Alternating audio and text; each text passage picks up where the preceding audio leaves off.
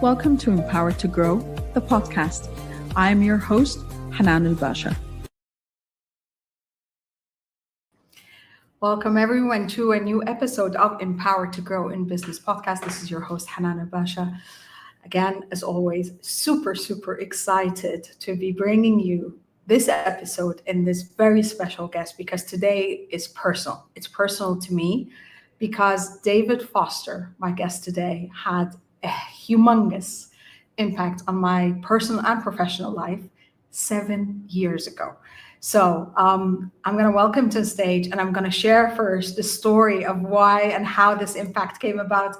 And then we're going to go with the conversation with David. David, hi. Hello, Hanan. Lovely to be here. Thank you so much. So I was just reminding David before we went live that the last time we spoke was 7 years ago. And why is it this kind of monumental in my life? This was a time, just to give some context, this was about a month before I complete my doctoral degree, before I get the email, congratulations, doctor. I had just completed my accreditation as an SME, small and medium enterprise consultant. And David reached out to me on LinkedIn and said, hey, I would love to speak with you and offer you a free life coaching session. I'm like, I had no idea what life coaching was. There was nutrition coaches, fitness coach, and all of this. But I'm like, I'm intrigued. Okay, let's talk. And of course, he was, as always, very respectful and very nice. And I'm like, okay. And then he sent me, he's like, there's this, again, you were the first person to introduce me to Zoom. There's this platform called Zoom where we can have this as a video call.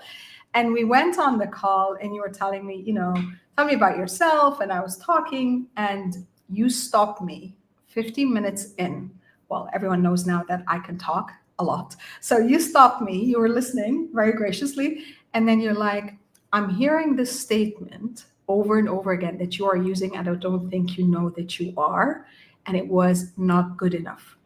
And I was using this statement subconsciously, referring to everything I had done to date. Again, then it was about 20 years of professional experience. I left corporate. I was in private business. I was doing my doctorate degree. I got this accreditation, all of this. And that, for me, that moment, David, you said that statement. It's like, remember that ice bucket challenge where they used to do it? I felt like I had an ice bucket just over my head, plunged over my head, because I had not seen or heard that before in my language and in my mindset and the way I talk to myself. And I remember we continued the conversation, which was enlightening to me and for me. And you sent me the recording of the call, and I kept listening over and over to it again. And I'm like, oh my God, I hadn't seen that before. And it was since that moment, over 7 years ago now, that I have been on what I keep referring to as my transformative healing journey of switching my mindset around, appreciating my worth, and understanding that I am enough, and everything I am doing is just my aspiration and fulfilling my potential. But it had nothing to do with that external validation I was seeking before. So I wanted to publicly thank you for that pivotal moment in my life and for all the work that you have been doing. I know that you've been doing with a zillion other people, but this is my experience, and this is why I had to bring it full circle and have you on the podcast to say that to you. That means a huge amount, and I'm deeply touched by those words. And I had no idea that our interactions all those years ago would have a seismic effect on your life. And as you were talking, it made me wonder about, in everyday life, we have all these touch points with people, all these interactions and conversations, and they can be like surface level conversations, they can be transactional conversations, they can be deep confidential conversations like the one that we had. And you never know what the ripple effects of those conversations are going to be. So to hear you share that has been really touching and moving. So thank you, and well done to you for, because I can't take the credit. You were a catalyst for sure. I'll let's call it a mild co-creation. But what you've then gone and done with that experience post conversation, whether it be listening to it and studying it and really experiencing yourself in a way that many of us don't get to experience ourselves, you've then taken that as a catalyst and then decided to go on and forth. And here we are 7 years later with one of your magnificent creations. And it's just lovely to be here to hear that. So Thank you so much, David. Okay. Tell us about yourself and tell our audience about you and the work that you do, please. So I am a 47-year-old man, as you can probably see, who's married with 2 children. I have 2 sons. Rocco is 14, Enzo is 11. I'm married to my gorgeous wife, Trix. And I live in England, in the UK, in the beautiful Essex countryside. And family is a huge priority for me.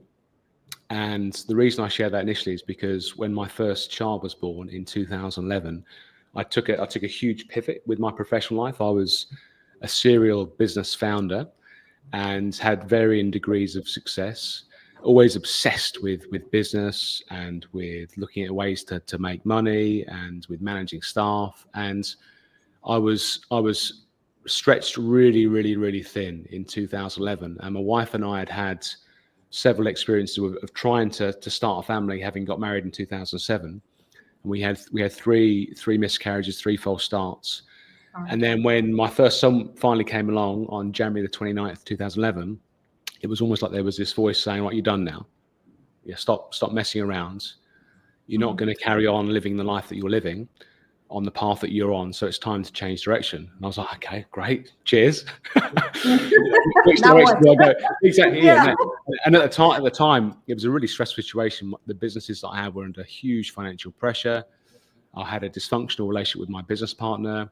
My marriage was in a very stressful situation, well, because of the personal stuff with starting a family and all the pressures that seep into our lives when it comes to, as we all know. Resonate for sure. I resonate. Yeah, exactly. Yeah, well, you're a parent too, and you're into business, and I imagine some of your listeners are either CEOs or founders or in startup mode, and so everyone kind of has their own version of what I'm talking about here. So, and all I wanted to kind of do was change direction, and I wanted to help people, but back to this, the way in which you started the conversation about not being good enough, straight away there was, well, who are you to help people?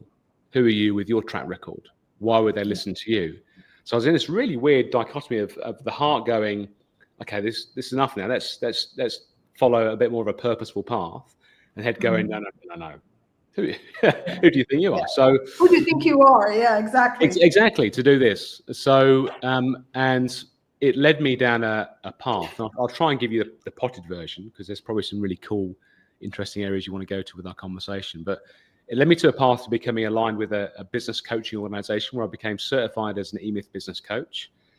And the reason I took that path is because I actually went to get my first business coach with eMyth. And within the first conversation of being kind of enrolled into their community of clients, I heard this voice again saying, no, you're going to be a coach.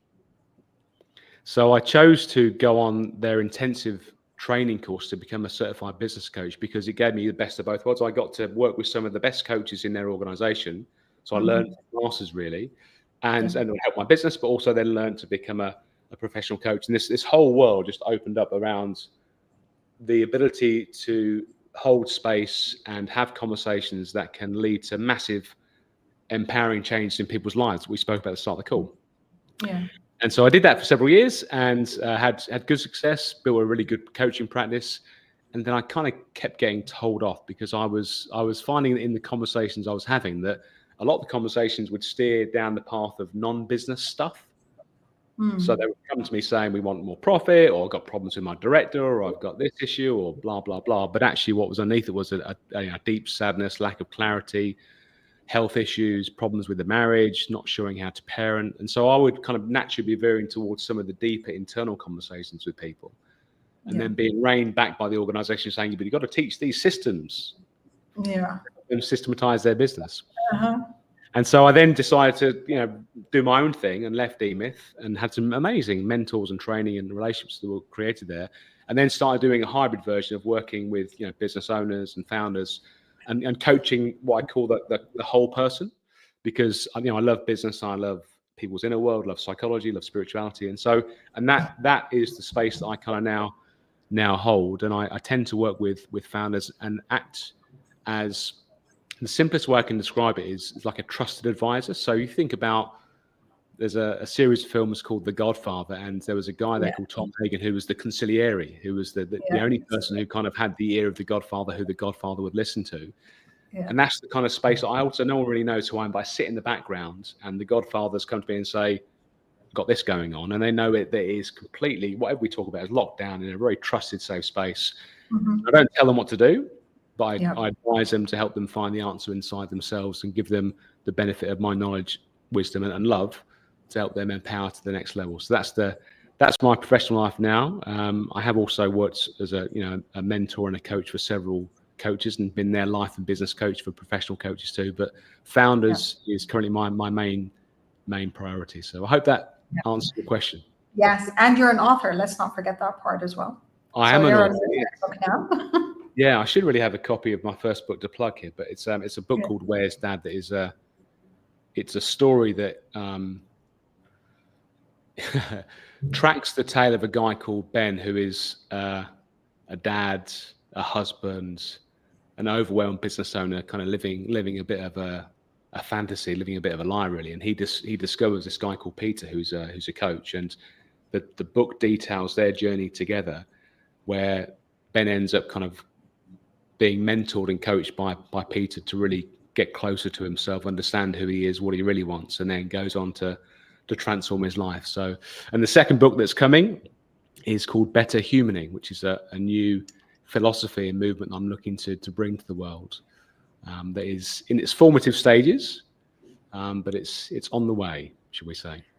But it is so representative of who you are, because I believe that's your core. It's supporting people, not just to be better humans, but to, kind of embark on better humaning. And that's the interaction with everything and everyone around them. And I love, you were talking, and I can see now, I think, being in the space I am, where I am today, and reflecting back on the conversation 7 years ago, I realized why that conversation was so impactful, because I think I hadn't seen that we came from the same philosophy, ideology, purpose, looking at the whole rather than just the person, the business, the strategies and stuff. And I think part of my ideology now that has developed since then, and that I vocally talk about, and it's about humanizing strategy, specifically for SME and startup leaders, because we get so overwhelmed by, no, this is what needs to be done. This is the business model. This is what works. But not enough people stop to look at the person, the human behind the business, their why, their motives, their limiting beliefs, and their aspirations, and make sure that there's alignment there. And I think this is something where you kind of really bring it to the table, this alignment that you see the human, and you have all the experience. And, once you've done one business and 2 and 5 and 10, you tend to see where everything could go wrong, but also how you can make it right. And I want to talk a little bit more about this, David, because as I was saying, not enough people stop to not just look at the human behind their business, but even from your own perspective, you don't humanize yourself when you're embarking on this very challenging journey of building a business in kind of, the competitiveness. And now we have AI, and we have tariffs, and we have all of these things that are just bombarding you at all times. Tell us a bit more about how founders can stop and humanize themselves to be able to go on. That's a big question, isn't it? So I guess all I can really call upon is the benefit of my own lived experience. And last time I checked, 100% of founders, CEOs, and staff within businesses were humans. Yeah. So the more adept so far, let me add yes, last time I checked, yeah. So who knows where we're going to be in the next 3 to 5 to 10 years? But and I think people kind of forget that, and they become so focused on looking at the results and the numbers and being kind of welded and attached to a business plan or an investment plan if they've managed to get some investment from an outside investor, that they kind of forget themselves, and they get lost in the melee and the storm of doing whatever they can to hit these kind of estimated targets, really. And so the kind of the antidote to that is slowing down prior to embarking on that journey, or if you're already in that journey, slowing down as best you can to really ask those deeper questions around, is the path that I'm pursuing, is it one that I'm doing because I think it's going to make me look good and to help me, give me something to kind of get some external validation, which kind of goes full circle to the back, the start of our conversation. Yeah. Or actually, is there inside of me, is there a deep intrinsic love for what it is I'm trying to co-create with my team members to provide a service, an ethical service that's going to help benefit humanity? And I think if there's a lack of alignment between what you're doing day to day and what you truly want inside, that's where the cracks start to show, and they can begin to kind of be very small sort of hairline cracks that you can paper over because you just work harder, do longer hours, you try and cut deals left, right, and center to hit the numbers. But eventually those cracks kind of open up, and there's no escaping the impact they have on your business and your relationships and your whole life, really. So the key really is to get closer, and it's really about intimacy and having those deeper conversations with yourself about, who am I really? What is it that I really want? Because once those two are in place, the creation of what you want becomes much easier. Yeah. And that's the first place to start. And the second place then is to look at, well, how can I then take that same philosophy and make sure that all the people inside the organization have a level of clarity for themselves about how they can see that the role they're playing inside this adventure that we're on is going to help give them more life, not less life. And if those two things clunk into place, you've got all this energy moving in a focused direction that's coming from an intrinsically inspired place versus a externally fearful place. Mm-hmm. That's what came to mind when you asked the question.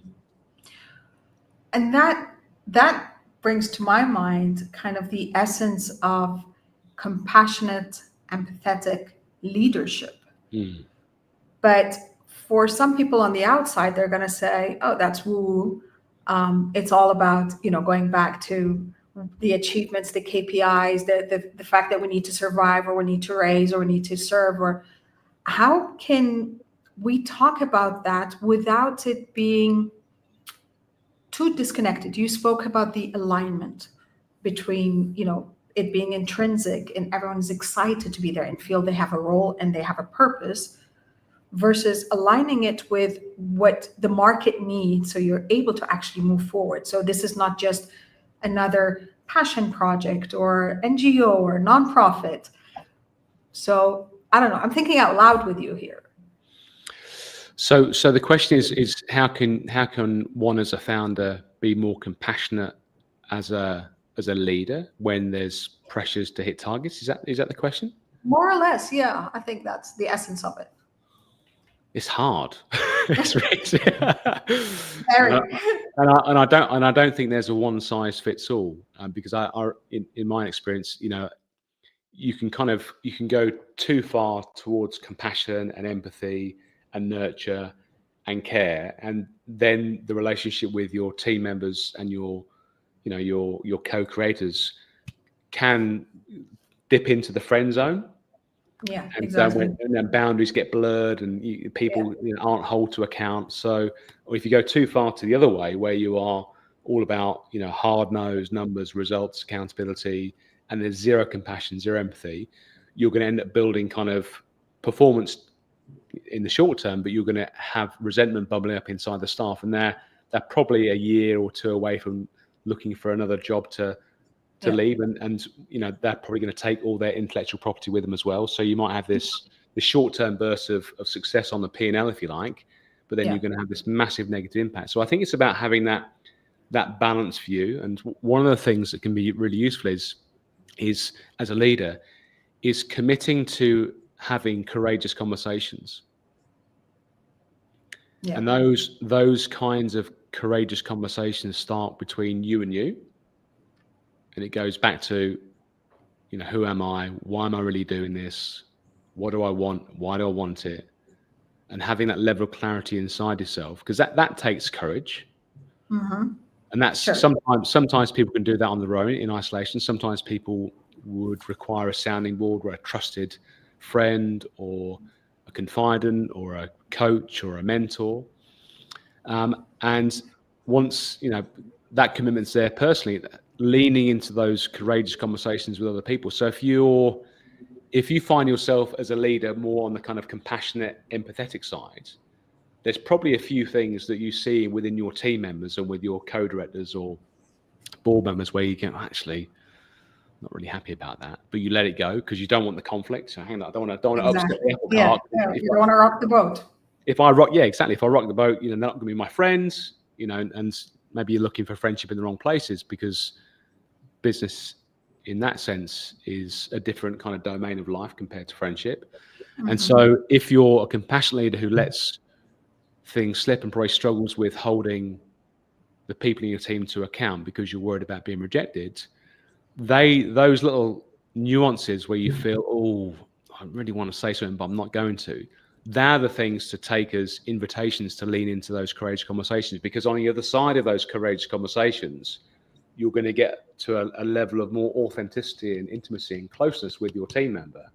Yeah. And then performance is going to improve anyway, because they're going to go, oh, I didn't realize that was what you didn't want. I thought you want, oh, okay. So you want this. Okay, cool. Well, I'll make sure next time I do this. And there'll be this like dual sense of relief where, oh, now we understand each other a bit better. So those are a couple of things you can kind of do. And if you're on the compassionate side, an empathetic side, if you find yourself in a position where you are more, say, hard-nosed, more numbers focused, and actually you find it really difficult to care for people, and a lot of founders do find it difficult to care for people because they just want to achieve. Yeah. And it's a blessing and a curse, because it can create some magnificent results on paper, but at what cost? And what I've experienced over the years, that if working with these kinds of people, and they're no better or worse than people who are compassionate, we're all humans, we're all doing our best, is that they have these little moments of clarity where there's a little kind of intuitive voice whispering to them saying, actually, it's not who I really want to be anymore. Maybe they've realized that numbers on a page gives them a modicum of fulfillment, but there's still a hole there. And actually, they start to realize that the closer they get with the people that matter most in their lives, their life just feels better. So there is an opportunity for these people just to start to slow down, listen to those intuitive voices, and to ask the question: if I brought 10% more humanity to this next interaction with Bob, for example, what would that feel like? And just play with a few things. Go slowly, because it can be very difficult to kind of come out of that highly focused, highly achievement-driven personality and mindset to being a little bit soft around the edges. So that's why the ideal people, I guess, ideal people is the wrong phrase. The kind of the place to aspire to is probably a better way of saying it, is to try and get this place in the middle that has this agility to be able to hold people to account when required, have a really clean, firm boundary, but also have that element of empathy and compassion when it's required, and kind of oscillate between the two. And it goes back to courageous conversations. If you're constantly leaning into these difficult conversations, and you're setting the example that actually it's okay for us to delve into these areas that are probably a little bit sensitive, you're going to have a much more open culture, and you're going to be able to spot problems way ahead of time versus suddenly have these shocks out of the blue. Yeah. But going back to courageous conversations, we know, okay, so you spoke about the team, which is really important as well, and understanding where you're playing between the leniency and the firm hand of, but this needs to get done, and I empathize. And what about those courageous conversations with people who are building the business with you, co-founders, family members? You work with a lot of family-owned businesses as well. I know from my personal experience that because we didn't have those courageous conversations, the first 4 businesses dissolved, or I walked out of them, and I lost the best friend, and I had to have a rocky relationship with someone I considered an older brother, because we didn't stop to have these conversations. And I can see it over and over again with anyone I'm working with. They're like, yeah, but especially when there's co-founders and their friends originally, or their cousins, or, you know, there is some form of a relationship, they don't feel like they know each other. Like, we know each other. I don't need to have this conversation. I'm like, but you do. And you actually need to have something in writing. So the accountability as well comes in. Guide us a bit more, because again, you're the peacemaker. Guide us a bit more about having these courageous, uncomfortable conversations without it causing a drift, or a rift actually, between the people working on building a business together.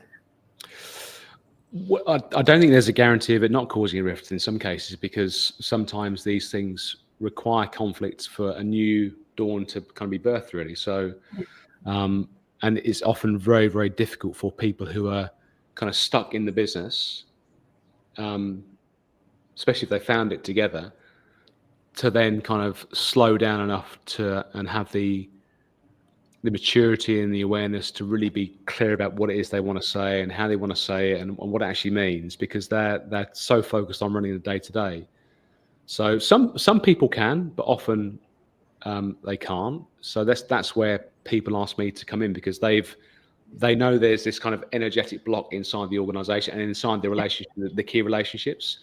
And so what someone who is adept at facilitation does, comes in and actually gives, has a huge amount of patience, comes in with complete objectivity, and is there with a shared goal, shared between the three. So for example, let's say I was brought into an organization to resolve conflict with two founders, and things are going great, but they hate each other for whatever reason.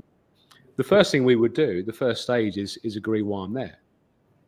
And that agreement might be, okay, so I'm here to help you both live your best lives through the co-creation of this business, whatever that looks like.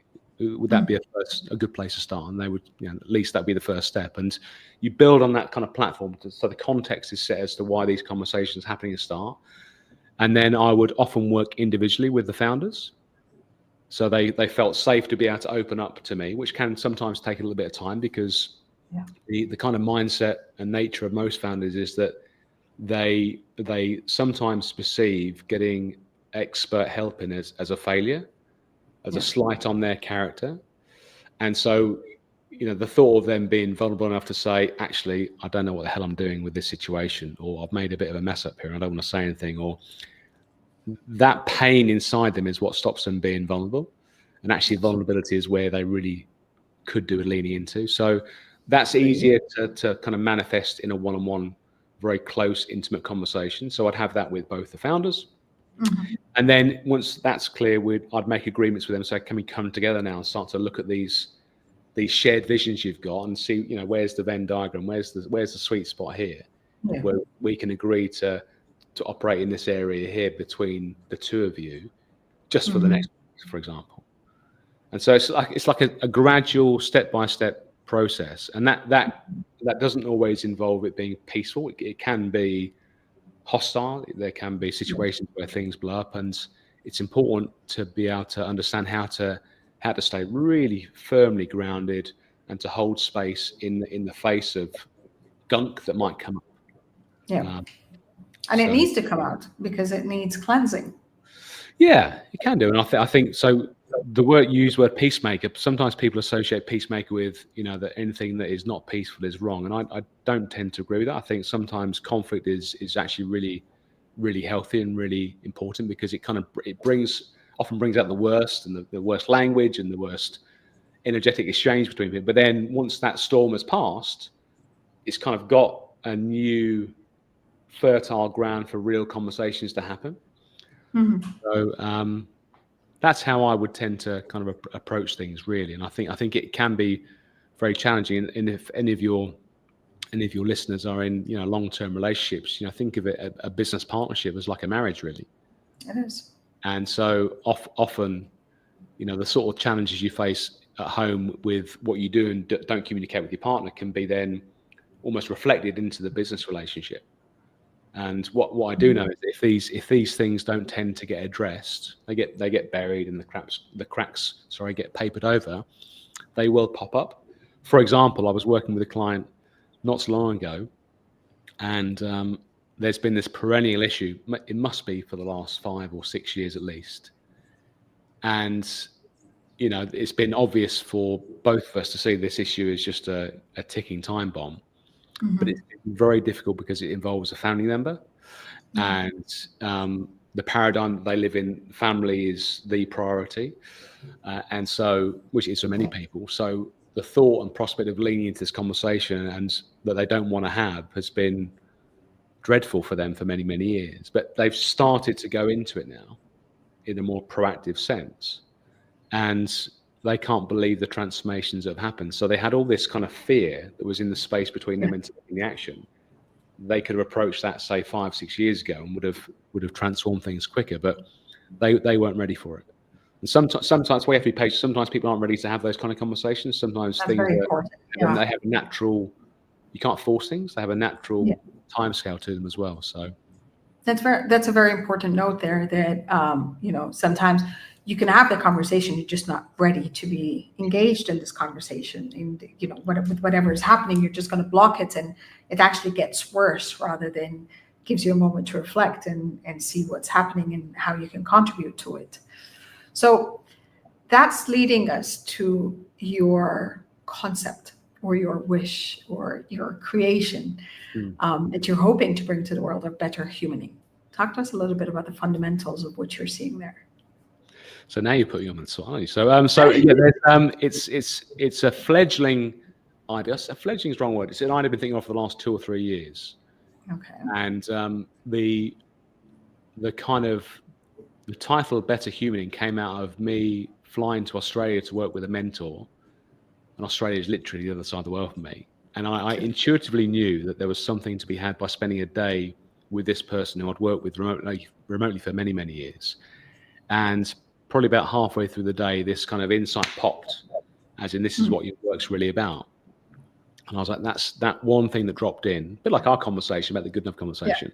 That one thing that dropped in, I was like, oh, now it makes sense why something was saying, go to Australia. So this kernel of an idea was formed. And I feel that being a parent of 2 boys and being immersed in that whole life of, you know, seeing school children, seeing other parents, and then working with founders and seeing their relationships and seeing their children and seeing how people treat their staff and all these different interactions that humans have, and even in my own family and wider family, we're missing something. We're forgetting. We're forgetting what it means to be human, and life is lived at such a pace by so many people, especially your listeners who are founders and CEOs of startups, that the interactions we have with each other become so transactional and so cold and so unconscious that they actually create barriers and push people away. And actually, in the last few years, if you think about the context of our world, really, the whole globe, there's been so many things that have happened or been manufactured, who knows, that have caused to create separation between people. Yeah. And whether that be wars, conflict, political outbursts, natural disasters, COVID, you know, there's all these things that have happened, and I think it's taken people and pushed them apart, and people are forgetting what it means to really sit and be with another person and have a deep and meaningful conversation and connection, whether that be a parent to their children, whether it be a business partner to a business partner, whether it be a husband to a wife, a son to a parent, a sibling to a sibling, a director to a manager. Things are so sped up and so digitalized, and with the onset of AI and robots and everything that's coming from a technological revolution perspective, I reckon there's a place here for my body of work to, I say mine, it's not mine, but the body of work that I've been blessed to have the insight to deliver, to be brought into the world, just say, hang on a second, this is all great. Yeah. And fantastic. And let's make sure that we're utilizing all the technology correctly, but we're all actually the same. And here are some ideas around how, if you adopt these 7 principles, for example, and practice these in any relationship, life's going to be better for you in your personal life and your professional life. So that's the kind of broader context. And these are all things that I have experienced myself in my own life, and also in working with clients over the years, and I've seen and observed things. So they're not things that I've gone, oh, that's a catchy word. That could be a decent principle. I'll play with that idea. Or a case of, I'm not going to put something out in the world that I can't stand by. So actually, I've done this and I've done the opposite, and this tends to work better, actually, from a very authentic, heartful place. So that's a very, very, very broad brush overview of better human. And the way that can be used is in any relationship, but also inside organizations, especially for your listeners. There's a way that leaders can adopt the principles that I'll be sharing amongst themselves and inside their teams. That's going to bring everyone closer together, so everyone can be really, really conscious and aware of how we do things around here. So when it comes to creating the results and go on this journey to co-create this shared vision and to hit these numbers, there's going to be a nicer, more aligned, intimate culture to do that with, and in an ethical way. So that's an overview. Does that make sense? I absolutely love it. I'm super excited. Can't wait for, when is the book coming out? I haven't got a deadline yet, which I know is terrible, but it's in formation. So I've now just come back today from a lovely 2.5-week adventure with my family. Went to Sri Lanka. That's amazing. Had an amazing adventure with them and the Maldives, and I've come back, and so today's my first day back into work mode, if you like. So today and this week is the day to get the schedule tidied up and brushed off and commit to a deadline. Good luck, and I'm super excited to read it in advance.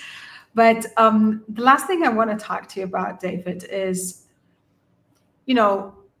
from your work, and I know that I've experienced it from my work, when we're working a lot with founders, especially those close relationships, the one-on-one that you're supporting, you're an advisor, you're a mentor, consultant, whatever their role is.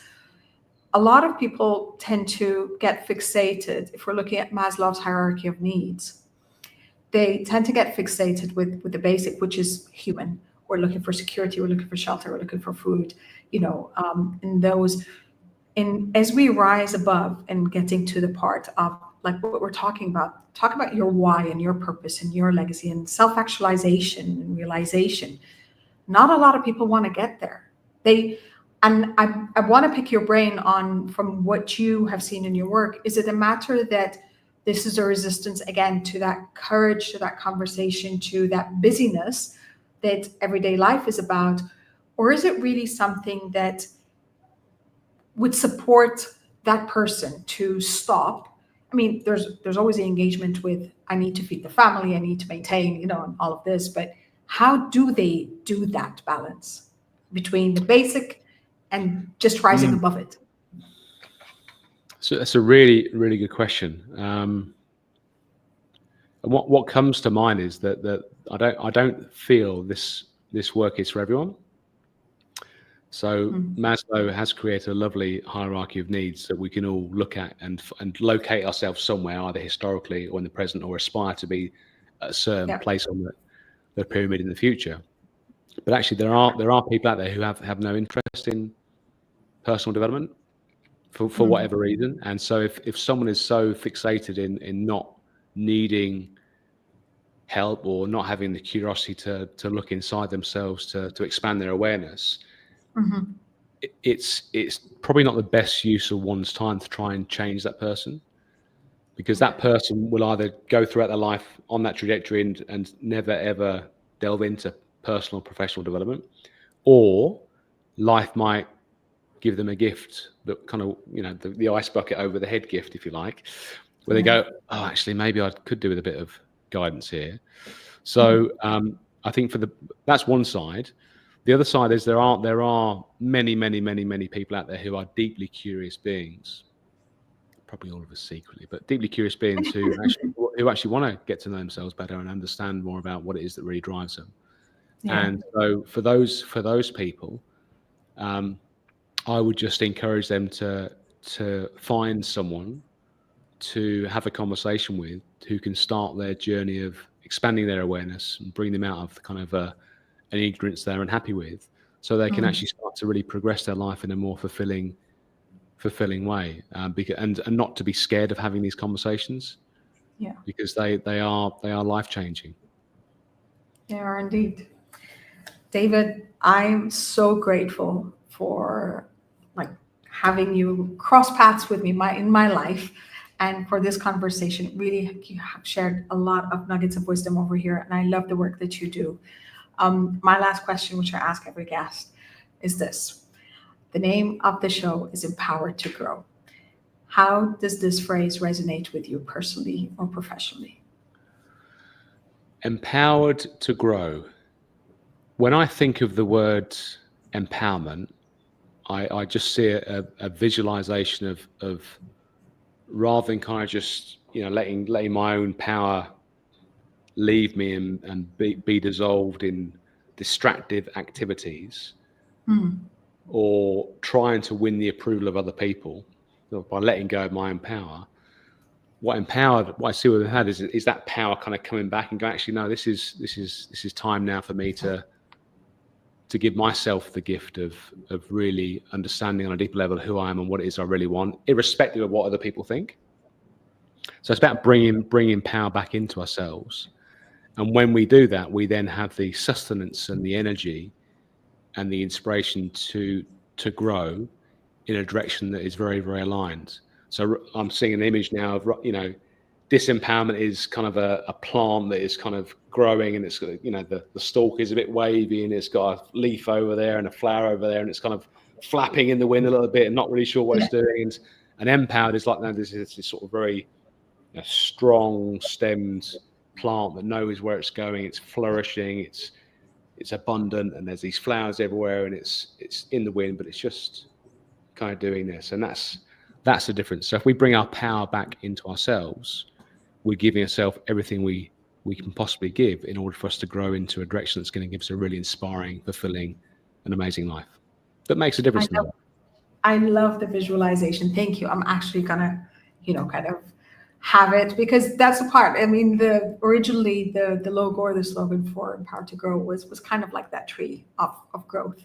So I love that you kind of saw it as well. David, once again, thank you so much for the impact that you've created in my life, the positive imprint that you left along my path, and for all the work that you do.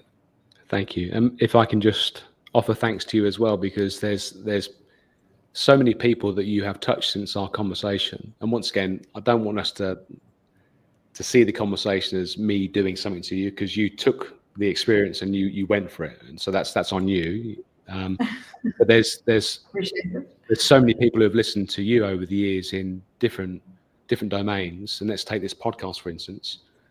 You have no idea what the ripple effects of your work are actually doing for people. One person can hear a podcast and they can go, oh, hang on a second, I'm going to go this way now. And the ripple effects of that are huge. So just thank you for having the courage to create something like this and everything else you're doing. And I think it's an amazing project, and I wish you all the best. And just really grateful that we got to reconnect and that you offered me the invitation to speak to you and to your audience. So thank you. Thank you. I'm super grateful for you and for everyone that watched us today. I hope that, as David was sharing earlier, that your interactions cause positive imprints on the lives of the people you cross paths with, because you don't know the amount and the duration that impact could create for them in the trajectory that could send them off on. You are responsible, not just for your life, but you also have this gift of being able to positively imprint everyone else to be empowered to grow in their own way. So once again, thank you so much, David. I look forward to seeing everyone next week. And until then, I wish you love, abundance, and prosperity. I'll see you next time. Bye for now. Thank you for listening to the Empowered to Grow podcast. I'll catch you on the next episode. And until then, know that empowered you empowers others. Love, abundance, and prosperity to you all.